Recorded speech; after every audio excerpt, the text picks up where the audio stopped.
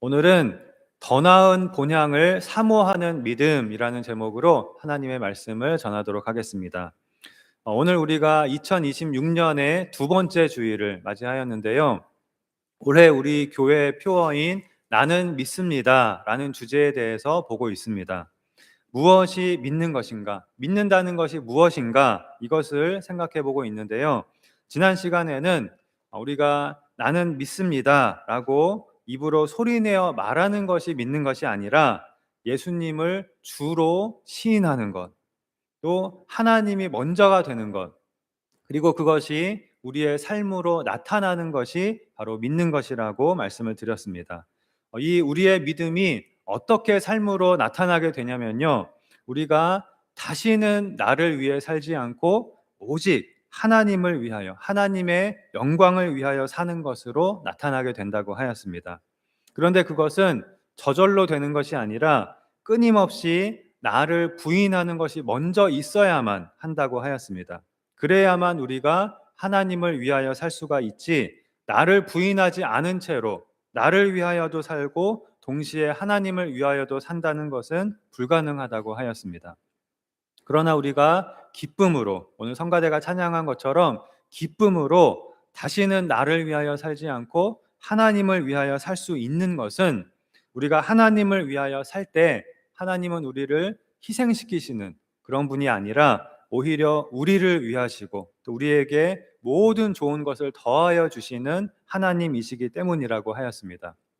이것이 지난 시간에 우리가 보았던 내용이고요. 오늘은 두 번째로, 믿는다라고 하는 것은 오늘 말씀의 제목과 같이 더 나은 본향을 사모하는 것이다. 우리가 더 나은 본향을 바라보고 더 나은 본향을 향하여 가는 삶을 사는 것이다 하는 것입니다. 오늘 본문인 히브리서 11장은 성경에서 잘 아시듯이 믿음장이라고 불리는 장입니다. 믿음에 대해서 처음부터 끝까지 말씀하고 있는 장인데요. 믿음이 무엇인가에 대해서 말씀한 이후에 구약 성경에 나오는 믿음의 인물들을 쭉 나열을 하고 있습니다.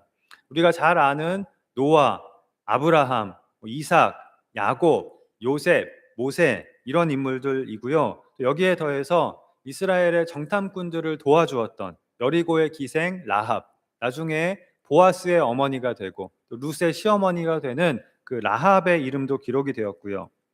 우리가 작년에 보았던 사사기에 나오는 기드온이나 삼손 같은 사사들의 이름도 여기에 나오고요. 그 외에도 여러 믿음의 인물들, 그리고 성경에 이름이 기록되지는 않았지만 믿음으로 살다간 수많은 무명의 성도들도 여기에 믿음의 인물들로 그렇게 소개가 되고 있습니다. 그런데 그 중간에 오늘 본문을 보면 이 믿음의 인물들에 대하여 이렇게 말씀합니다. 13절과 14절입니다. 이 사람들은 다 믿음을 따라 죽었으며 약속을 받지 못하였으되 그것들을 멀리서 보고 환영하며 또 땅에서는 외국인과 나그네임을 증언하였으니 그들이 이같이 말하는 것은 자기들이 본향 찾는 자임을 나타냄이라. 이것이 히브리서 11장이 말씀하고 있는 주제라고 할 수 있는데요. 이 모든 믿음의 인물들은 아직 오지 않은, 아직 받지 않은 미래에 이루어질 그 하나님의 약속을 바라보며, 즉 이 땅에서가 아니라 이 땅의 삶을 마친 후에 들어가게 될 그 본향을 바라보며 이 땅에 사는 동안에는 외국인으로, 나그네로 그렇게 살았다는 것입니다. 이것이 믿음장인 히브리서 11장이 말씀하고 있는 믿음이고, 또 모든 믿음의 인물들이 살았던 믿음의 삶이라는 것입니다. 그래서 오늘은 우리가 본향을 바라보는 삶이란 무엇인가, 우리가 이 땅에서 외국인과 나그네로 산다고 하는 것이 무엇을 의미하는 것인가, 이것에 대해서 우리가 한번 생각해 보는 시간을 가지려고 합니다. 자, 여러분, 우리가 이 땅에서 외국인으로, 나그네로 살아야 한다고 할 때, 그것이 믿음의 삶이라고 할 때 이것은 무엇을 의미하는 것일까요? 우리는 이 세상에서 외국인이니까, 나그네니까, 손님이니까 주인의식 없이 가벼운 마음으로 그냥 이 세상의 삶을 중요하지 않게 여기고 대충 살면 된다는 그런 뜻일까요? 그건 아니겠지요. 그렇지는 않습니다. 성경은 이 세상의 삶이 중요하지 않다거나 또 아무렇게나 살아도 된다고 결코 말씀하지 않습니다. 오히려 우리가 이 땅에서 사는 이 세상의 삶은 중요하다고 성경은 말씀합니다. 그래서 사실은 오늘 본문도 우리가 이 땅에서 사는 삶에 대하여 어떻게 살아야 한다 하는 그런 말씀이잖아요. 바로 그것을 말씀하고 있는 본문이라고 할 수 있습니다. 외국인으로 나그네로 이 세상을 그렇게 잘 살아야 한다. 반드시 그렇게 살아야 한다. 이 세상의 삶에 대하여 말씀하고 있습니다. 그것이 믿음의 삶이고 또 그것이 믿는 것이라는 것입니다.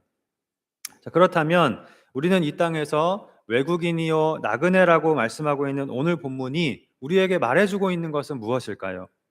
우리의 본향은 이 세상이 아니라, 우리가 지금 살고 있는 이 세상이 아니라, 또 우리가 태어난 그 고향도 아니라 영원한 천국이 우리의 본향이라는 것입니다. 물론 이것은 우리가 다 알고 있을 것입니다. 우리가 영원히 살게 될 본향은 이 세상이 아니라 장차 우리가 가게 될 영원한 천국이라는 것을 분명 우리는 다 알고 있을 것입니다. 그런데 그 본향을 바라보는 삶이란, 본향을 향하여 나아가는 삶이란 도대체 무엇이고 어떤 것이라고 성경은 말씀하고 있을까요? 먼저 우리의 본향은 천국이다라고 하는 이 말에 대해서 우리가 첫 번째로 꼭 알아야 하고 기억해야 할 것은, 우리는 이 세상에 소속되어 있는 사람이 아니라는 것입니다. 자, 이것이 우리가 이 땅에서 외국인이고 나그네라는 말의 의미입니다. 우리의 소속은 이 세상이 아니라는 것입니다. 자, 물론 우리가 이 세상을 지금 살아가고 있고 또 대한민국 국민으로 살아가고 있다는 것을, 대한민국에 우리가 소속되어 있다는 것을 부정하는 것은 아닙니다. 영적인 소속을 여기서는 말하고 있는 것입니다. 영적으로 하나님을 믿는 우리는, 하나님 나라의 백성인 우리는 이 세상에 소속되어 있는 사람이 아니라는 것입니다. 영적인 의미에서 이 세상은 멸망할 나라, 썩어 없어질 나라입니다. 우리는 그 나라에 속한 사람이 아니라는 것입니다. 그래서 빌립보서에서 바울은 우리의 시민권은 하늘에 있다고 말씀합니다. 우리는 하늘의 시민권, 하늘나라의 시민권을 가진 자인 것입니다. 그러므로 이 세상에서는 외국인이요 나그네인 것입니다. 영적인 국적은 이중 국적을 허용하지 않거든요. 둘 중 한 곳에만 반드시 속하여 있게 됩니다. 골로새서 1장 13절에 그가 우리를 흑암의 권세에서 건져내사 그의 사랑의 아들의 나라로 옮기셨으니 라고 하였습니다. 예수님을 믿은 순간 우리는 이 나라에서 저 나라로 옮겨진 것입니다. 옮기셨다는 말이 무슨 뜻입니까? 두 나라 사이에는 구별이 있다는 것입니다. 두 나라는 완전히 구분되어서 섞이지 않는 그런 나라입니다. 우리의 소속이 이 나라에서 저 나라로 완전히 한 번에 바뀌게 된 것입니다. 그래서 이러한 우리의 정체성을 표현하는, 나타내는 말 중에 하나가 바로 성도라고 하는 말입니다. 우리는 하나님의 거룩한 백성, 성도라는 것인데요. 이 거룩이라는 말은 구별하다, 구별되다라는 뜻이라고 하였습니다. 우리는 하나님께서 구별하신 백성이라는 것입니다. 그것이 성도입니다. 구약시대의 하나님은 이 세상 가운데에서 이스라엘 백성을 따로 불러내어서 하나님의 백성으로 구별을 하셨습니다. 그리고 내가 거룩하니 너희도 거룩하라 이렇게 말씀을 하셨습니다. 여기서 거룩하라는 것은 단지 세상 사람들보다 더 착하게 살고 더 도덕적이고 더 윤리적으로 살아라 하는 그런 것이 아닙니다. 영적인 구별을 하신 것입니다. 이 세상에 속한 나머지 사람들과 영적인 구별을 하신 것입니다. 즉 하나님의 백성은 이 세상에 속하지 않고 구별되어서 하나님의 말씀을 따라 하나님을 나타내는, 즉 하나님의 거룩하심을 나타내는 삶을 살도록 부르심을 받고 또 구별이 된 것입니다. 이것이 성도라는 말의 의미인 것입니다. 하나님께서 이 세상에 속한 백성이었던 우리를 하나님의 백성으로 거룩하게 구별을 하신 것입니다. 다시 한번 기억해야 할 것은 이 구별은 영적인 구별이라고 하였습니다. 이 세상에서의 장소적인, 지리적인 그런 구별이 아닙니다. 하나님께서 구약의 이스라엘 백성에게 이 가나안 땅이라고 하는 특정한 땅을 주시고 그들에게 그 땅에서 가나안 족속을 다 몰아내라고 하시고 또 그들과 섞여 살지 말라고 하신 것은 이들이 가나안 사람들의 우상 숭배와 그 타락한 문화의 영향을 받아서 하나님을 믿는 신앙이 변질되지 않도록 하기 위한 것이, 그것이 핵심이었지 이 세상에서의 장소적인 구별이 핵심이 아니었습니다. 그래서 신약 성경은 신약의 성도들이 하나님의 백성으로 구별되기 위해서 장소적으로 구별되어서 믿는 사람들끼리 따로 모여서 따로 뭉쳐서 살아가야 한다고, 또 세상과 구별되어서 살아가야 한다고 그렇게 말씀하지 않습니다. 예를 들어서 수도원 같은 곳이라든지 또는 기독교인들끼리 공동체를 이루어서 사는 그런 마을 같은 것이 있는데요. 지금도 있습니다. 저도 미국에 있는 그런 마을에 한번 가본 적이 있는데요. 믿는 사람들끼리 작은 마을을 이루어서 사는데 그 안에서 농사도 짓고 또 간의 수공업으로 필요한 모든 것을 자기들은 자급자족한다. 세상과는 단절되어서 우리끼리 모든 것을 해결하고 산다 하는 그런 컨셉이었습니다. 그러나 제가 보니까 아무리 그렇다 하더라도 이들이 완전히 세상과 분리되어서 정말로 모든 것을 자급자족할 수 있을 것 같지는 않아 보였습니다. 조금만 생각해 보아도 그것은 불가능하다는 것을 알 수 있습니다. 전기도 필요하고 수도도 필요하고 가스도 필요하고 기름도 필요하고 그 외에도 무수히 많습니다.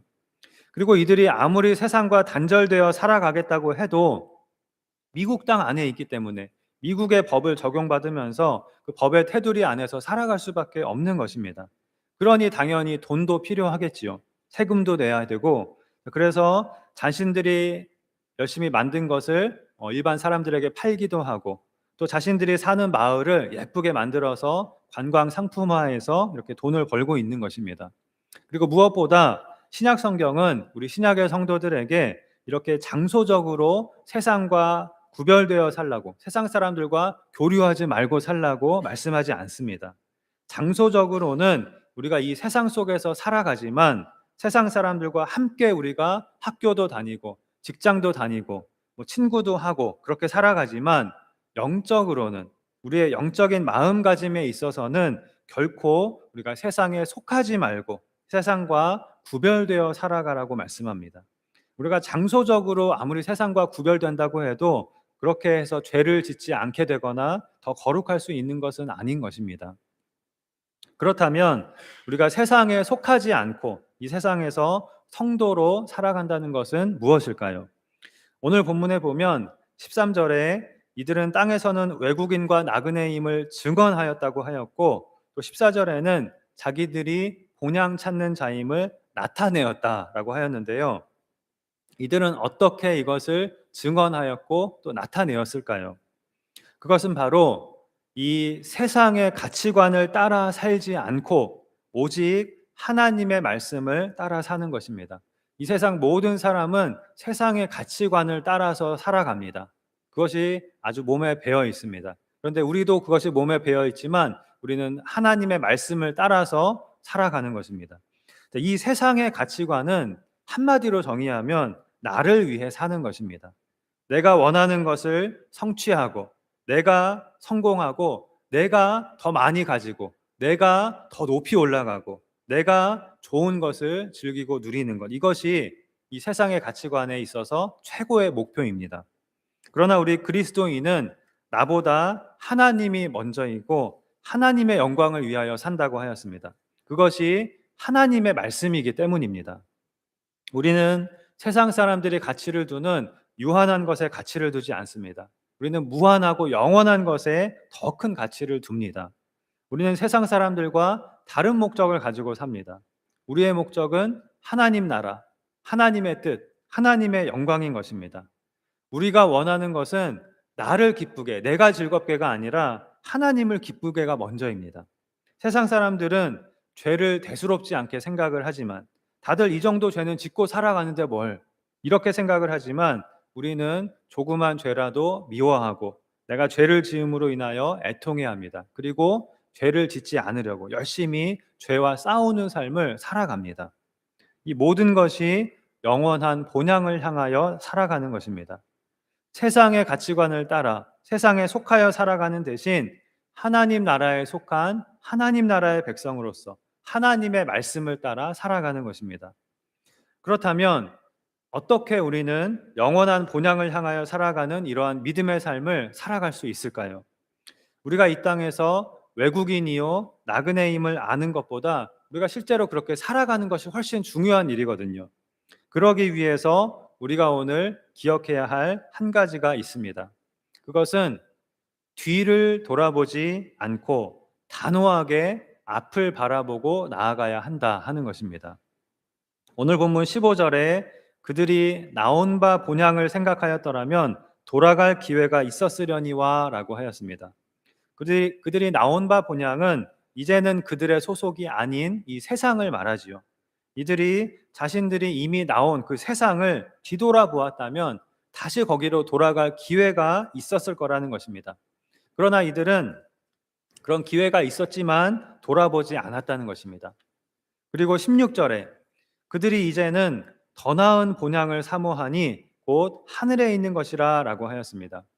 이제는 더 나은 본향을, 이 나온 바 본향을 생각하지 않고 더 나은 본향, 오직 앞에 있는 더 좋은 본향, 하늘에 있는 본향만을 바라보았다는 것입니다. 우리가 기억해야 할 것은 우리는 나온 바 본향과 더 나은 본향 사이에서 갈팡질팡하지 말아야 한다는 것입니다. 이 두 영적인 나라에 있어서 이중 국적을 갖는 것은 불가능하다고 하였습니다. 둘 중 한 곳에만 소속될 수 있는 것입니다. 이제는 이라는 말이 중요합니다. 지난 시간에도 그리스도인은 다시는 나를 위하여 살지 않는 사람이라고 하였습니다. 이 다시는, 이제는 이라는 말이 중요한 것입니다. 이제는, 다시는 우리는 뒤를 돌아보지 말아야 하는 것입니다. 창세기 19장에 보면 하나님께서 죄악이 관영한 도시인 소돔과 고모라를 불과 유황으로 멸망을 시키실 때 천사를 보내서 아브라함의 조카 롯의 가족을 구원해 내십니다. 그런데 이때 롯의 아내는 그 뒤에 두고 온 것들이 아까워서 거기에 미련이 남아서 뒤를 돌아보았다가 그 자리에서 소금 기둥이 되고 말았습니다. 너무나도 무서운 무시무시한 이야기이지요. 자, 이것이 우리에게 말해주고 있는 것이 무엇입니까? 믿는다는 것은 뒤를 돌아보지 않는 것이다. 둘 사이에서 머뭇거리지 않는 것이다 라는 것입니다. 하나님께서 우리를 이 나라에서 저 나라로 옮겨주셨는데, 그렇게 우리를 구원해 주셨는데 우리가 이 두 나라 사이에서 머뭇거리는 것은 믿는 것이 아닌 것입니다. 그것은 양다리와 같은 것이거든요. 여러분, 양다리가 무엇입니까? 한쪽 다리는 이쪽에, 한쪽 다리는 저쪽에 걸쳐놓고 내가 양쪽에 다 소속을 남겨두고서 양쪽에서 다 이익을 얻겠다, 이익을 취하겠다는 것입니다. 우리가 그렇게 하나님을 믿을 수는 없는 것입니다. 양다리로 하나님을 믿을 수는 절대로 없는 것입니다. 그것은 믿는 것이 아닌 것입니다. 하나님의 말씀을 따라 살면서 동시에 세상의 가치관을 따라서도 사는 것은 불가능한 것입니다. 우리가 나를 위하여 살면서 동시에 하나님을 위하여 사는 것은 불가능하다고 하였습니다. 물론 우리가 하나님을 위하여 사는 것이 가장 나를 위한 것이 되기 때문에 그런 의미에서는 이 둘이 하나라고 말할 수도 있겠지만, 우리가 세상의 가치관을 따라 나를 위해 살고 있으면서 동시에 하나님을 위해 살 수는 없는 것입니다.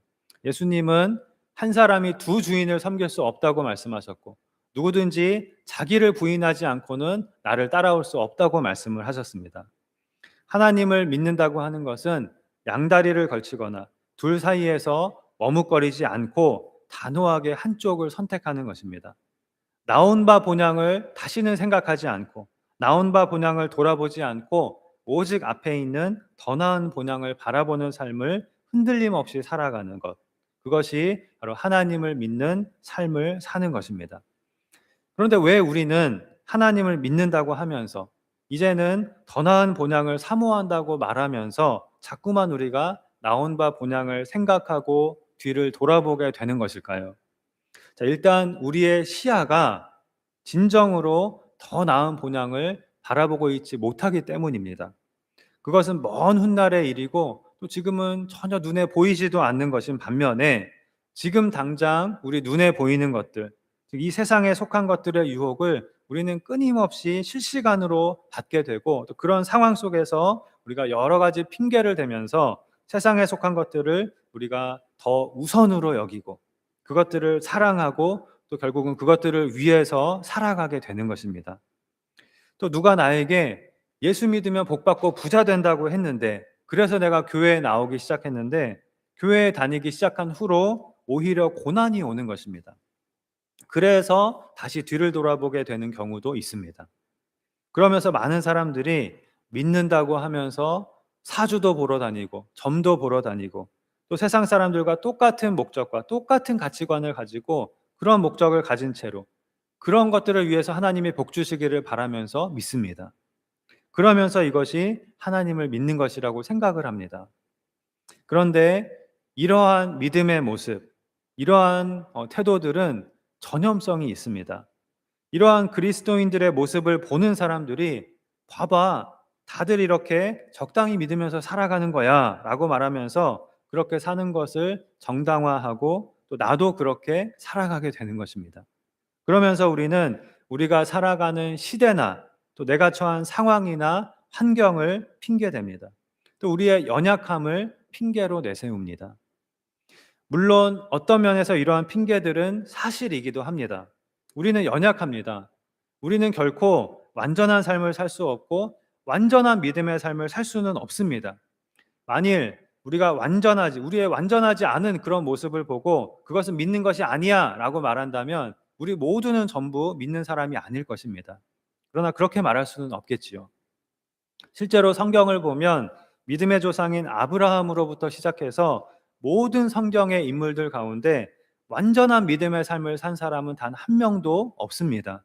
성경은 훌륭한 믿음의 인물들이 때로는 넘어지는 모습, 죄를 짓는 모습, 또 이 세상의 마음을 빼앗겨서 이중적인 삶을 살고 또 세상적인 삶을 살기도 하는 그런 모습을 가감없이 그대로 우리에게 보여줍니다.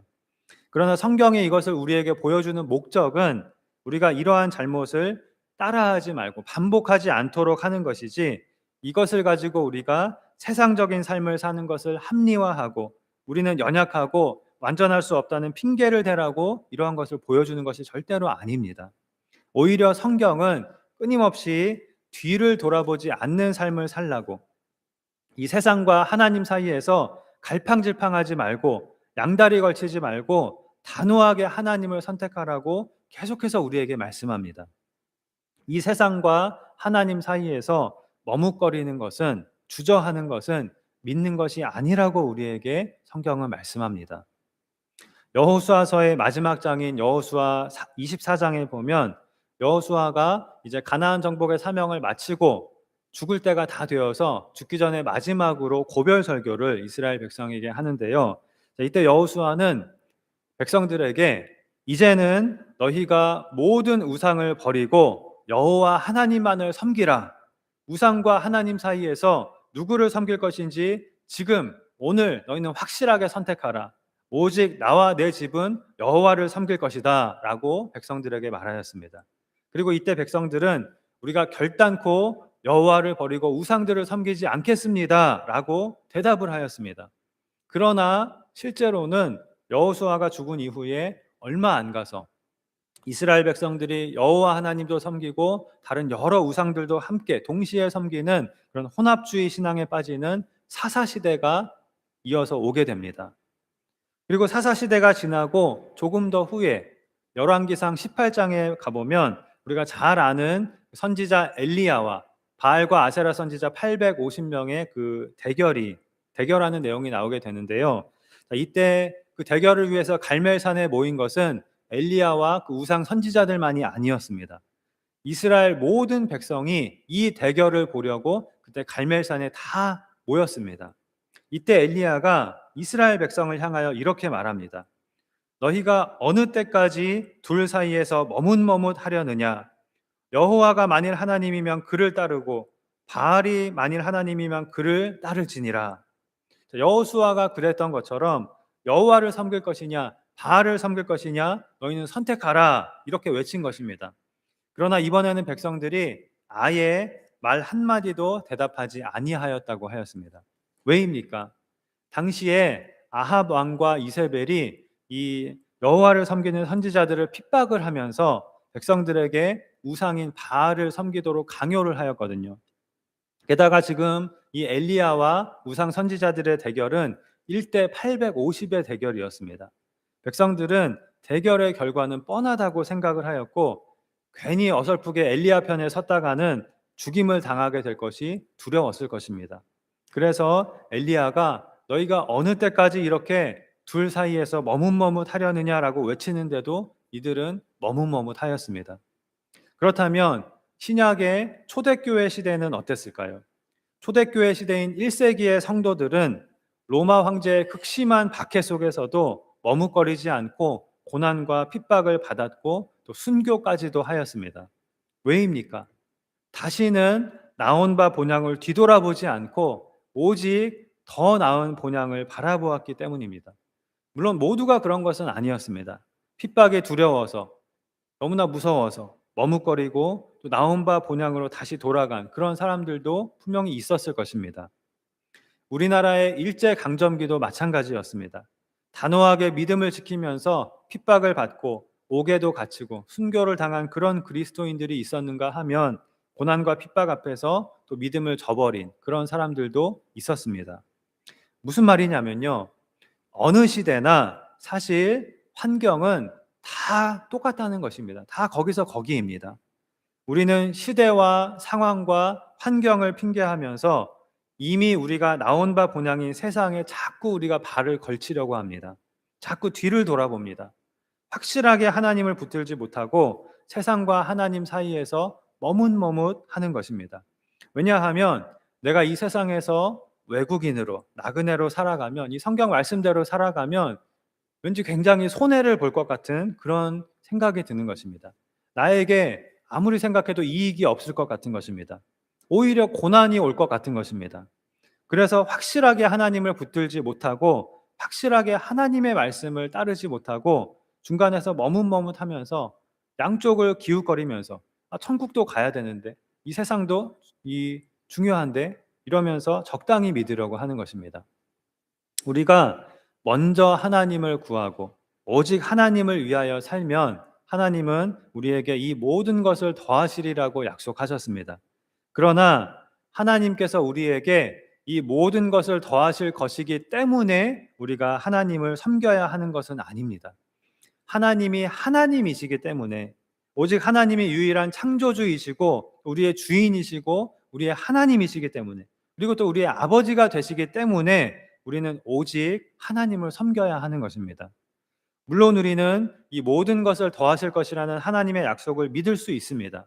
그러나 여기에 더해서 우리에게 반드시 꼭 필요한 믿음은 그리 아니하실지라도 라는 믿음입니다. 그리 아니하실지라도 우리는 오직 하나님을 붙들고 오직 하나님을 섬겨야 하는 것입니다. 그리고 우리가 잊지 말아야 할 것은 우리는 이미 이 모든 것보다 훨씬 더 좋은, 이 모든 것보다 훨씬 더 귀한, 더 나은 본향, 영원한 천국, 영원한 생명을 하나님으로부터 이미 받았다는 것입니다.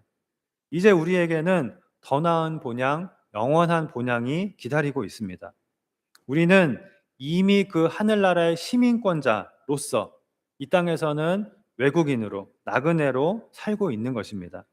이렇게 우리가 다시는 뒤를 돌아보지 않고 우리가 이미 나온 바 본향인 세상에 미련을 두지 않고 그보다 훨씬 더 좋은, 더 나은 본향, 영원한 본향을 향하여 가는 삶을 흔들림 없이 살아가는 것. 그것이 바로 믿는 것이고 그것이 믿음의 삶이라고 할 수 있는 것입니다.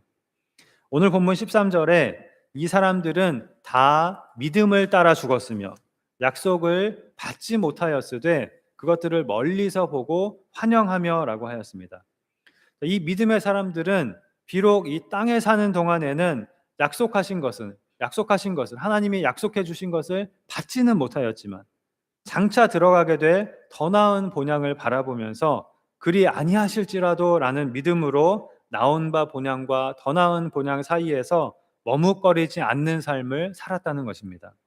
그 예로 17절에 아브라함은 하나님께서 그 백세해 주신 아들 이삭을 통해서 이루실 약속을 주셨지만 그럼에도 불구하고 이삭을 번제로 바치라고 하셨을 때 그리 아니하실지라도 라고 하는 믿음으로 이삭을 드렸다고 하였습니다. 또 모세에 대해서는 모세는 바로의 공주의 아들이라 칭함받기를 거절하고 하나님의 백성과 함께 고난받는 것을 잠시 죄악의 낙을 누리는 것보다 더 좋아하였다고 하였습니다. 또 그리스도를 위하여 받는 수모를 애굽의 모든 보화보다 더 큰 재물로 여겼으니 이는 상주심을 바라봄이라 라고 하였습니다. 그리고 또 33절부터는 수많은 무명의 믿음의 사람들이 살았던 삶에 대해서, 그들이 믿음으로 인한 고난, 시련, 가난, 핍박에도 불구하고 이들은 조금도 주저하지 않고 단호하게 믿음의 삶을 살았다고 이들에 대해서 증언을 하고 있습니다. 그러면서 이 모든 믿음의 인물들이 믿음의 삶을 살 수 있었던 비결에 대해서 이 11장 마지막 절인 40절에 이는 하나님이 우리를 위하여 더 좋은 것을 예비하셨기 때문이라고 말씀하고 있습니다. 이 세상에 속한 것들과는 비교조차 할 수 없는 더 좋은 것, 예수님을 통하여 주시는 구원, 우리의 영원한 본향 천국을 하나님께서 예비하셨다는 것입니다. 바로 이 더 좋은 것을 바라본 것이 이 모든 믿음의 인물들이 이 땅에서 외국인과 나그네로 믿음의 삶을 살 수 있었던 비결인 것입니다.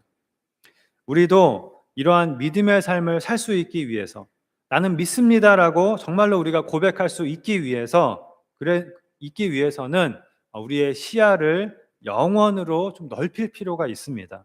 그래야 우리가 무엇이 더 좋은 것인지를 진정으로 알고 더 나은 본향을 향하여 흔들림 없이, 주저함 없이 나아갈 수 있는 것입니다. 우리가 이 땅에서 믿음의 삶을 살아가는 것이 사실은 결코 쉬운 일이 아닙니다. 막상 우리가 그렇게 하려고 할 때 많은 두려움과 유혹이 있기 때문입니다.